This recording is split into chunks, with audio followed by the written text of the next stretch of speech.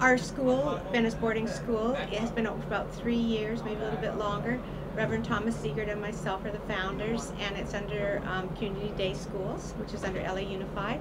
We got accredited, which is amazing. And we've got 25 students right now, one room, and it's high school, grades 9 through 12, and the kids are doing amazing. We've got 4 kids graduating out this year. And some of the kids that graduate just keep coming back. They want to help in the class or hang out. They like it. Everyone's a skateboarder. And then Christian is our TA. He also works here at the ramp. He's an awesome skater. And then the other TA is Melissa, and she's an awesome snowboarder. And she's worked at 9 Stars, so she knows all the kids. So it's cool. It's real family. In a regular school, or the normal schools, these kids get suspended if they bring their skateboard to school, or if they get caught skating or whatever. If I catch them here without a board, you know, I give them heck, you know. And yesterday Matt showed up without his skate shoes on, and I wanted to take him out we went over to the P-Rod Park, and I told him, I said, you need to like get written up or get a detention or something for coming without your skate shoes. Before skate parks were built, we used to take these little ramps around and go around and do stuff. This is him up here. So how long have you been accumulating these pictures and stuff? Like since 1996. And then this is the new issue of Concrete Wave. I'll show you what we have in here. Cool. The new issue of Concrete Wave, although that doesn't really look new because it's here. It's been thumbed through. Had you been here a few minutes earlier, you would have got to go to our school, which now has 25 students in it. Wow. But this is here at this ramp. And this is Christian, who you talked to there. He's our teacher and also one of our skaters, and this is Christian also. Yeah, it's a different school. These are the kids that the other schools don't really want or don't understand. It's like, get rid of the skateboarders. We don't like the skateboarders.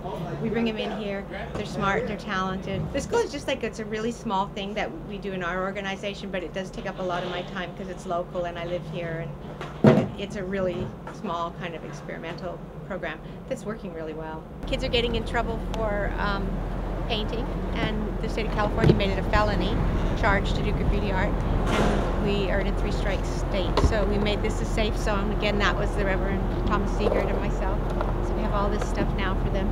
There's about 10 guys that paint here on a regular basis, and it's nice. And of course the shed is beautiful. And all of these artists are also accomplished artists that also have shows, gallery shows. And they don't just do this kind of art, they do all kinds of stuff. Right under the name Taste, but it's really cool. Back in 1996, 95, 96, there really weren't any skate parks. You know, there just hadn't been. They'd been all bowled over in about the 80s. Most of them were private parks. And my son and his friends were out skating and getting in trouble, and I couldn't believe that kids would get in trouble for skating. So we started working on trying to get skate parks, and then about a year later, 6 months or a year later, I hooked up with Tim Payne, who had actually produced a documentary called The S Park Video with Airwalk. And so we started working on it, and then in order to get the parks, you had to have someone that could build them. So Tim Payne could build them, Dave Duncan could build them, Wally Holiday. There was a couple of guys up in Oregon that were working on, you know, that could actually build parks. They hadn't worked out the kinks yet, but they were doing Burnside and they were figuring it out. And we started to pull the builders together. We just have kind of grown organically, you know, so whatever our members need, you know, we try and supply them with or help them get it. How we got the school going was this was my ramp. I had my office here, not here in the shed, but in the building.